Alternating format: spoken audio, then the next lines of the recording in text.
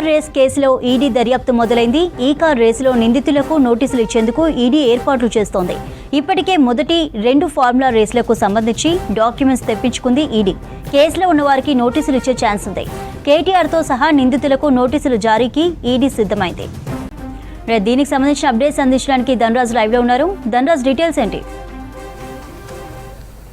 చంద్రిక, ఈ formula case వ్యవహారంలో enforcement directorate దర్యాప్తు కొనసాగిస్తూ ఉంది. ఏసీబీ నుంచి నమోదైనటువంటి ఏవైతే సెక్షన్లు ఉన్నాయో ఇప్పటివరకు కేటీఆర్, అదేవిధంగా ఐఏఎస్ అధికారి అయినటువంటి అరవింద్ కుమారు, అప్పుడున్నటువంటి హెచ్ఎండిఏ ఇంజనీరింగ్ అయినటువంటి బిఎల్ఎన్ రెడ్డి పైన నమోదైనటువంటి సెక్షన్ల ఆధారంగా కూడా ఎన్ఫోర్స్మెంట్ డైరెక్టరేటు ఈసీఆర్ నమోదు చేసి దర్యాప్తుకు మొత్తం మీద చూసినట్టయితే కేటీఆర్ కావచ్చు, అదేవిధంగా అరవింద్ కుమార్కు తో పాటు బిఎల్ఎన్ రెడ్డికి నోటీసులు ఇచ్చేందుకు గాను ఇప్పటికే ఎన్ఫోర్స్మెంట్ డైరెక్టరేట్ ఓ వైపున కసరత్తు కొనసాగుతూ ఉంది.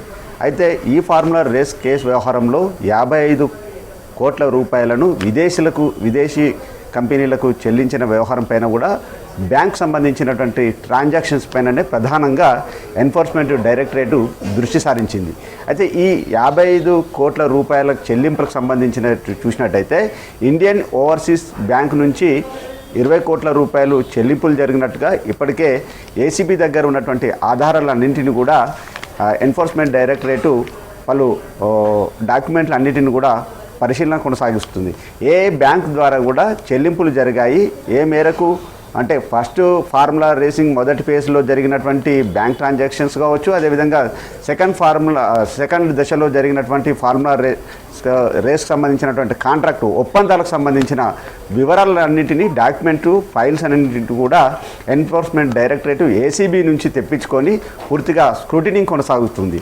అయితే ఆర్బీఐకి సంబంధించి కూడా ఒక లేఖను కూడా రాయడం జరిగింది ఈడీ. అయితే ఆర్బీఐకి ఏ రకమైనటువంటి సమాచారం ఉంది, వివిధ బ్యాంకుల నుంచి జరిగినటువంటి ట్రాన్సాక్షన్స్ వ్యవహారాలపైన కూడా ఆర్బీఐకి ఏ రకమైనటువంటి ఇన్ఫర్మేషన్ ఉంది అనే విషయంపైన కూడా ఎన్ఫోర్స్మెంట్ డైరెక్టరేటు లేఖను రాశారు. దానికి సంబంధించినటువంటి వివరాలన్నింటిని కూడా తెప్పించుకొని పూర్తిగా పరిశీలన కొనసాగనున్నది. అయితే ఇక్కడ ఆర్బీఐ రూల్స్ను వయలేషన్ చేశారు కాబట్టి ప్రధానంగా ఎన్ఫోర్స్మెంట్ డైరెక్టరేట్ ప్రధానమైనటువంటి దృష్టి కొనసాగుతుంది. ఎందుకంటే prevention of money laundering act కింద కూడా ఎన్ఫోర్స్మెంట్ ఈడీ దర్యాప్తు చేస్తుంది కాబట్టి ఎక్కడ మనీ లాండరింగ్ జరిగింది, ఇక్కడ నుంచి డబ్బులను విదేశీ కంపెనీలకు ఎలా చెల్లించారనే ప్రధానమైనటువంటి దృష్టి సారించి దాని ఏసీబీ ఏదైతే ఇప్పటివరకు పెట్టినటువంటి ఎఫ్ఐఆర్లు నమోదు చేసినటువంటి ఆధారాలు, ఫైళ్ళు, అప్పుడున్నటువంటి హెచ్ఎండిఏ ఎంఏయూడితో చేసుకున్నటువంటి ఒప్పందంలో ఎఫ్ఈఓ అంటే ఈ ఫార్ములా ఈ ఆపరేషన్ సంబంధించినటువంటి వ్యవహారాలు, ఏ రకమైనటువంటి కాంట్రాక్ట్ ఒప్పందాలు జరిగాయి, ఏ బ్యాంకు నుంచి కూడా విదేశీ కంపెనీలకు చెల్లింపులు జరిగాయి, మొదటి ఫేజ్లో ఈ కార్ రేసింగ్ వ్యవహారంలో జరిపినటువంటి కాంట్రాక్ట్ ఒప్పందాలపైన డాక్యుమెంట్లు అన్నింటిని కూడా పరిశీలించేందుకు గాను ఎన్ఫోర్స్మెంట్ డైరెక్టరేట్ ఇప్పటికే ఏసీబీ అధికారుల నుంచి పలు ఫైళ్లను తెప్పించుకొని స్క్రూటినీ కొనసాగుతుంది.